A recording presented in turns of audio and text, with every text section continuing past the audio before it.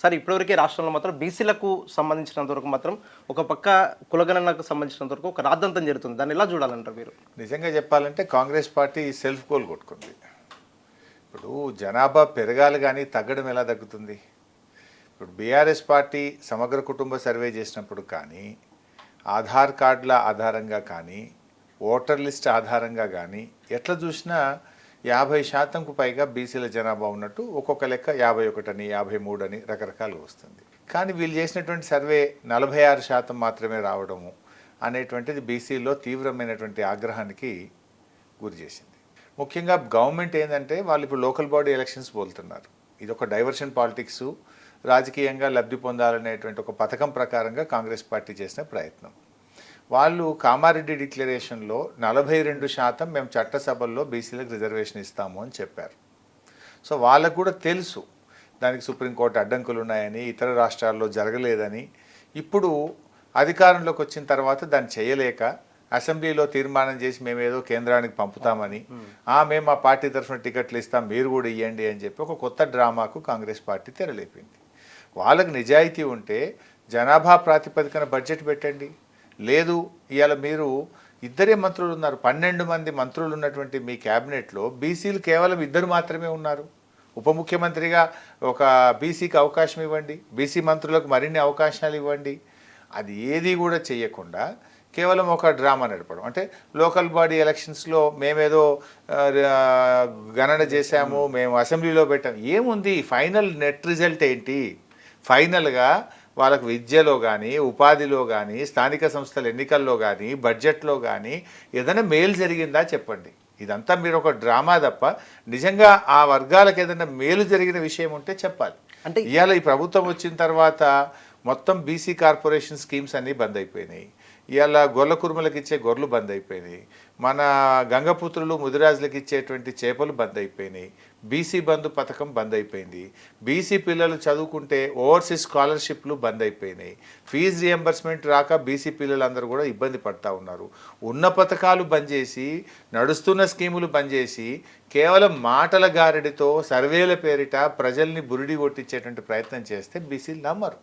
ఇవాళ మీరు మీరు ఫైనల్ నెట్ రిజల్ట్ ఏంది? నిన్న అసెంబ్లీలో పెట్టి అభాసుపాలైంది తప్ప వాళ్ళ తగ్గించారు. అసలు నివేదిక అసెంబ్లీలో పెట్టండి అంటే పెట్టట్లేదు. మొత్తంగా మీరు చేసిన సర్వే రిపోర్ట్లో ఏ కులం ఎంత వచ్చింది, బీసీల్లో కూడా ఎక్కడెక్కడ ఏ జిల్లాలో ఎలా ఉంది చూస్తే కదా దాని మీద మాట్లాడేది.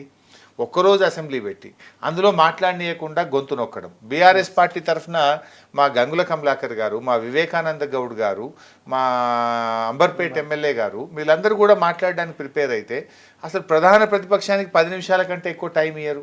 ఎందుకంత భయం బీఆర్ఎస్ మాట్లాడుతుందంటే? ముందేమో మీరు ముగ్గురు మాట్లాడచ్చు, ఇస్తాము, మీకు ఇచ్చిన టైంలో మాట్లాడండి అంటారు. ఇతర పార్టీలకు ఎందుకు ఇచ్చారని నేను అనను, కానీ ఎంఐఎం మాట్లాడితే 1.5 గంటన్నర ఇచ్చారు. అదే బీజేపీ మాట్లాడితే 1.5 గంటన్నర ఇచ్చారు. బీఆర్ఎస్కు 10 నిమిషాలు ఇస్తారు. అంటే మా గొంతు నొక్కే ప్రయత్నం. అంటే అసలు విషయాలు బయటపడతాయి. బీఆర్ఎస్ మాట్లాడితే వాళ్ళ రంగు బయటపడుతుంది, వాళ్ళ నిజస్వరూపం బయటపడుతుంది అని చెప్పి సభలో గొంతు నొక్కేది. ఇంతకంటే ప్రధానమైన అంశం ఏమిటి? రాష్ట్ర జనాభాలో సగానికి పైగా ఉన్న బీసీల అంశం మీద చర్చించడానికి కాంగ్రెస్కి ఎందుకు అంత భయం? మాట్లాడడానికి మాకు మైక్ ఎందుకు ఇవ్వరు అని నేను అడుగుతా ఉన్నా. అంటే విషయాలన్నీ కూడా బయటకు వస్తాయి కనుక వాస్తవాలు ప్రజలకు తెలియవద్దనే విధంగా మైక్ ఇవ్వలేదు. చివరికి మేము వాకౌట్ చేసి బయటకు పోయినటువంటి పరిస్థితి కూడా మీరు చూశారు. మొత్తంగా కాంగ్రెస్ పార్టీ ఈరోజు మీరు చూస్తే మీరు 6 గ్యారంటీలు ఫెయిల్ బైసారు. 6 గ్యారంటీల్లో మొట్టమొదటి హామీ మహాలక్ష్మి 2500 ఇవ్వలేదు. చివరి హామీ 4000 రూపాయలు వృద్ధులకు వితంతువులకు పెన్షను ఇవ్వలేదు. 100 రోజుల్లో ఇస్తామని బాండ్ పేపర్ల మీద రాసి కాళ్ళ ఎల్లబట్టుకున్న కాంగ్రెస్ నాయకులు 420 రోజులు దాటినా ఇప్పటికీ ఆ 6 గ్యారంటీలు అమలు కాలేదు. మొదటి హామీగా రుణమాఫీ చేస్తామన్నారు. రుణమాఫీ ఈరోజు సగానికి సగం కాని పరిస్థితి. ఏ గ్రామం పోయినా రుణమాఫీ కానటువంటి వాళ్ళు బాధపడుతున్నారు, రైతులు ఆత్మహత్య చేసుకుంటున్నారు. ఇంకా మేము 7వ గ్యారంటీ ఇస్తున్నాం, ప్రజాస్వామ్యమైన హక్కు, ప్రతిరోజు ముఖ్యమంత్రి ప్రజల్ని కలుస్తాడన్నాడు. మొదటి రోజు కలిసిండు తప్ప 420 రోజుల్లో ఈ ప్రజలను ముఖ్యమంత్రి గారు కలుస్తలేడు. లేదా ప్రజాస్వామ్యం అనేది రాష్ట్రంలో ధర్నాలు చేసే కానీ మాట్లాడే స్వాతంత్రం లేకుండా పోయింది. సోషల్ మీడియాలో పోస్టు పెడితే పోలీసులు వస్తున్నారు, ధర్నా చేస్తే అనుమతులు రావడం లేదు. ఎక్కడ పడితే అక్కడ 144 సెక్షన్లు పెడుతున్నారు, పోలీస్ యాక్ట్ పెడుతున్నారు. మీటింగులకు పర్మిషన్ ఇవ్వడం లేదు. మేము నల్గొండ మీటింగ్ పెట్టుకోవాలంటే హైకోర్టు పోయి పర్మిషన్ తెచ్చుకోవాలి, మహబూబాద్ మీటింగ్ పెట్టాలంటే హైకోర్టు పర్మిషన్ తెచ్చుకోవాలి, మందకృష్ణ గారు మీటింగ్ పెట్టుకుంటా అంటే అనుమతి లేదంటారు. ఎవరి ప్రజాస్వామ్యము అని మీరు మాట్లాడిన మాటలకు అర్థం లేకుండా పోయింది. అంటే కాంగ్రెస్ పార్టీ ఇటు 7వ గ్యారంటీ ఉత్తదే, 6 గ్యారంటీలు ఉత్తదే, రుణమాఫీ అంతకంటే కాలేదు. మొన్న ఏం చేసిండ్రు, అప్పుడేమో దేవుడి మీద ఒట్టుబెట్టి 15 ఆగస్టులోగా రుణమాఫీ చేస్తామని ప్రజల్ని మోసం చేసి, ఇప్పుడు 26వ తారీఖు రాజ్యాంగ దినోత్సవము, రాజ్యాంగ దినోత్సవం సందర్భంగా అత్యంత పవిత్రమైన రాజ్యాంగం మీద ఒట్టుబెట్టి చెప్తున్నాం, మేము ఈ 4 హామీలు అమలు చేస్తున్నాం అన్నారు. అయిందా? 4 రేషన్ కార్డులు ఇచ్చింది ఒక్క ఊర్లో, ఆ ఒక్క ఊర్లో కూడా రేషన్ కార్డు ఇచ్చిన వాళ్ళకు కూడా మండలానికి ఒక ఊరు ఇచ్చిండ్రు. ఆ ఇచ్చిన ఒక్క ఊర్లో ఇవాళ వరకు వాళ్ళకి బియ్యం రాలే. రేషన్ షాప్కి పోతే మీ కార్డు ఆన్లైన్ కాలేదండి, కాలేదు పోండి అంటున్నారు. అంటే అదొక జోక్ అయిపోయింది కదా. అదేవిధంగా ఇండ్లు ఇస్తామన్నారు, ఆ ఇండ్లు ఒక ఊర్లో ఇచ్చారు, దాని మీద అధికారి సంతకం లేదు, అది ఫైనల్ లిస్టా తెలియదు, అది కేవలం సెలెక్టెడ్ లిస్టా ఫైనల్ లిస్టా ఓన్లీ జాబితానా కూడా అడిగితే అధికారులు చెప్పని పరిస్థితి. మీరు కాన్స్టిట్యున్సీకి 3500 అన్నారు, ఓ కాన్స్టిట్యున్సీలో ఇప్పుడు ఒక 8 మండలాలు ఉంటే 8 ఊర్లలో ప్రోగ్రామ్ స్టార్ట్ చేసిండ్రు, 8 ఊర్లకి మరి 1200 ఇండ్లు అయిపోయినాయి, మరి మిగతా ఊర్ల సంగతి ఏంది అంటే ఒక క్లారిటీ లేదు. ఆ ఊర్లో జనం తిరగబడతారని భయపడి ఆ ఊర్లో ఎన్ని దరఖాస్తులు వస్తే అందరికి ఇండ్లు శాంక్షన్ అని చెప్పారు. అది ఫైనల్ లిస్టా, ఇది నిజంగా శాంక్షన్ అయినట్టా, పని స్టార్ట్ చేసుకోవచ్చా అంటే ఎవడు ముగ్గు పోస్తలేడు, అధికారులు స్పందిస్తలేరు, మాకు ఆదేశాలు లేవు అంటారు. ఇండ్ల మాట ఉత్తదే, రేషన్ కార్డులు ఉత్తదే చేసిండ్రు. ఇక ఆత్మీయ భరోసా, దాని వ్యవసాయ కూలీలకు మేము సాయం చేస్తామని చెప్పారు. కానీ జరిగింది ఏంది, వ్యవసాయ కూలీలకు ఉపాధి హామీకి లింక్ పెట్టారు. అసలు దానికి ఏం లింక్ అండి? నిజంగా అతను భూమి లేని నిరుపేదనా కాదా, కూలీయా కాదా? ఇప్పుడు హమాలీలు ఉంటారండి, వడ్లు మోసి కాంటా చేసి హమాలీలు ఉంటారు, వాళ్ళు వ్యవసాయ కూలీలు. ట్రాక్టర్ దున్నే రైతులు, నాగలు దున్నే రైతులు, వాళ్ళు కూలీలు. వాళ్ళని ఎవరిని మీరు గుర్తించకుండా నువ్వు ఉపాధి హామీలో 20 రోజులు పనికి పోతేనే లెక్క, నీకు గుంట భూమి ఉన్నా ఇయ్యము అని వ్యవసాయ కూలీలు, ఈ రాష్ట్రంలో 1 కోటి మంది వ్యవసాయ కూలీలు ఉంటే వీళ్ళు 2 లక్షల మందికి ఇస్తామన్నారు. ఆ 2 లక్షల్లో ఇప్పటిదాకా ఇచ్చింది 15,000. చెప్పిందేమో 1 కోటి మంది వ్యవసాయ కూలీలకు సంవత్సరానికి 12,000 ఇస్తామని.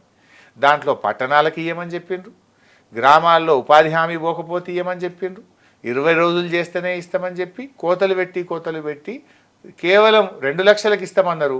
ఆ ఇచ్చింది 2 లక్షల్లో 15,000 మంది. అంటే ఈ భరోసా పథకాన్ని కూడా మోసమే చేసిండ్రు. అంటే కాంగ్రెస్ అంటేనే మోసం, దగాలాగా తయారైపోయింది. అందుకే ప్రజలు ఈరోజు తీవ్రమైన ఆగ్రహంతో ఉన్నారు. అన్ని వర్గాలను మోసం చేశారు. ఉన్న పథకాలు పోతున్నాయి బైసాబ్, కొత్త పథకాల మాట దేవుడెరుగు. కేసీఆర్ గారు ఉండగా బీసీ, ఎస్సీ, ఎస్టీ విద్యార్థులకు సంవత్సరానికి 2,500 కోట్ల చొప్పున ఫీజు రియంబర్స్మెంట్ డబ్బులు ఇచ్చారు. ప్రతి సంవత్సరం 2,000 కోట్లకు తగ్గకుండా ఇచ్చారు. రేవంత్ రెడ్డి గారు వచ్చినాక ఫీజు రియంబర్స్మెంట్ 14 నెలల్లో 14 రూపాయలు కూడా ఇవ్వలే. పిల్లల చదువులు ఆగమవుతున్నాయి, సర్టిఫికెట్లు ఇస్తలేరు. ఉన్నత చదువులకు వెళ్ళాలంటే ఫీజు రియంబర్స్మెంట్ డబ్బులు రాలేదని కాలేజీల యాజమాన్యాలు పిల్లలకు సర్టిఫికెట్లు ఇస్తలేరు, హాల్ టికెట్లు ఇవ్వని పరిస్థితి వచ్చింది. ఎస్సీ, ఎస్టీ, బీసీ విద్యార్థుల చదువులు దెబ్బగొడుతున్నారు. ఇకపోతే వానకాలం రైతు బంధు ఎగ్గొట్టేసిండ్రు, బతుకమ్మ పండుగకు చీరలు ఎగ్గొట్టేసిండ్రు, దవాఖాన పోతే కేసీఆర్ కిట్టు బంద్ అయిపోయింది, న్యూట్రిషన్ కిట్టు బంద్ అయిపోయింది. మా జిల్లాలో సిద్దిపేట కానీ చాలా జిల్లాల్లో మా ముదిరాజులకు, గంగపుత్రులకు ఇచ్చే చేపపిల్లలు, ఉచిత చేపపిల్లల పంపిణీ పథకం బంద్ అయిపోయింది. గొర్రెలు పంపిణీ చేసే పథకం మేనిఫెస్టోలో గొప్పగా చెప్పిండ్రు, మేము అధికారంలోకి వస్తే 100 రోజుల్లో గొర్రెలు పంపిణీ చేస్తామన్నారు. కానీ 100 రోజుల్లో పాపం రైతులు కట్టిన డీడీలు, గొర్రెలకు వాళ్ళ కాంట్రిబ్యూషన్ కింద ఇచ్చిన డీడీలు మాత్రం వాపసు ఇచ్చింది తప్ప ఒక్క గొర్రె పిల్లను కూడా ఇచ్చినటువంటి పరిస్థితి లేదు. ఈ రకంగా ఉన్న పథకాలను రద్దు చేస్తూ ప్రజల్ని మోసం చేస్తూ పోయినారే తప్ప పేద ప్రజలకు ఏమీ చేయలేదు, ఇచ్చిన హామీలు అమలు చేయలేదు. పైగా అన్ని రద్దులు, ఏమనంటే మెట్రో రైలు రద్దు అంటాడు, ఫార్మాసిటీ రద్దు అంటాడు, 10 గంటలకే దుకాణాలు బంద్ అంటాడు. అంతా ఆగమాగం. క్రైమ్ రేట్ పెరిగింది. కేసీఆర్ ఉండగా లా అండ్ ఆర్డర్ బాగుండే. వీళ్ళు వచ్చిన ఏడాది కాలంలో నేను చెప్తున్న లెక్క కాదు, రాష్ట్ర డీజీపీ రేవంత్ రెడ్డి అపాయింట్ చేసిన డీజీపీ గారే చెప్పిండు, పోయిన సంవత్సరం కంటే ఈ సంవత్సరం 23% క్రైమ్ రేట్ పెరిగింది అని. అంటే క్రైమ్ రేటు పెరిగితే మర్డర్లు, మానభంగాలు, హత్యలు, గ్యాంగ్ రేప్స్, చైన్ స్నాచింగ్స్ ఇవి పెరగడం, ఇదా నీ పరిపాలన? ప్రజాపాలన అంటే క్రైమ్ రేటు పెరగడమే ప్రజాపాలన. అన్ని పొలిటికల్ కేసెస్, ఇప్పటి వరకు మర్డర్లు జరిగితే కనీసం దాన్ని గుర్తించడంలో శిక్షించడంలో కూడా ప్రభుత్వం పూర్తిగా ఫెయిల్ అయిపోయినటువంటి పరిస్థితి. ఓవరాల్గా రేవంత్ రెడ్డి గారు ప్రభుత్వం చూస్తే వీళ్ళు ఎంతసేపు కమిషన్లకు ఎగబడ్డారు. చాలా బాధ కలిగేటువంటి అంశం ఏంటంటే రాష్ట్రంలో కొత్త టారిఫ్ కార్డు వచ్చింది, ఇంతకుముందు లేదు. ఫైనాన్స్ డిపార్ట్మెంట్లో బిల్లు రావాలంటే 10%, 12% అంటున్నారు. మరి ఇక రెవెన్యూ డిపార్ట్మెంట్లో ఫైల్ క్లియర్ కావాలంటే నేను చెప్పలేదు, కాంగ్రెస్ పార్టీ ఎమ్మెల్యే అనిరుద్ధ్ రెడ్డి గారే చెప్పారు. ఏమని? 30% ఇస్తేనే రెవెన్యూ డిపార్ట్మెంట్లో ఫైల్ క్లియర్ అవుతుంది. 10 ఎకరాల భూమి క్లియర్ కావాలంటే 3 ఎకరాలు ఇవ్వాలంటున్నారు. ఈ 30% గవర్నమెంట్ అయిందని అనిరుద్ధ్ రెడ్డి అని కాంగ్రెస్ ఎమ్మెల్యేనే చెప్తున్నాడు. అంతేకాకుండా ఇవాళ మున్సిపల్ డిపార్ట్మెంట్లో పోతే అపార్ట్మెంట్లకు అనుమతి కావాలంటే 50 రూపీస్ ఎస్ఎఫ్టీ ఇవ్వాలని మార్కెట్లో టాక్ ఉన్నది. అదేవిధంగా గేటెడ్ కమ్యూనిటీలు విల్లాలకు కట్టాలంటే 100 రూపాయల స్క్వేర్ ఫీట్ ఇవ్వాలని మార్కెట్లో టాక్ ఉంది. దానికి ఒక రేట్ కార్డు ఫిక్స్ అయింది, దానికి ఒక మనుషులు ఫిక్స్ అయింది. ఆ మనిషిని కలవాల్సిందే, అది సమర్పించుకుంటే తప్ప అనుమతులు రావట. ఇదేం ప్రభుత్వము? అంటే మీరు చెప్పింది ఏంది, మీరు చేస్తున్నది ఏంటి? గతంలో ఎప్పుడైనా ఫైనాన్స్ డిపార్ట్మెంట్లో ఉందా? పాపం రిటైర్డ్ అయిన ఉద్యోగులు, రాష్ట్రంలో 8,000 మంది ఉద్యోగులు రిటైర్ అయితే వాళ్ళ కిడ్నీ బీమార్లు వచ్చి, హార్ట్ బీమార్లు వచ్చి, పిల్లల పెళ్లిళ్ళు చేసుకోలేక వాళ్ళు కూడా ఆఫీస్ చుట్టూ తిరిగి ఇప్పుడు హైకోర్టుకు పోయి ఆర్డర్ తెచ్చుకుంటున్నారు.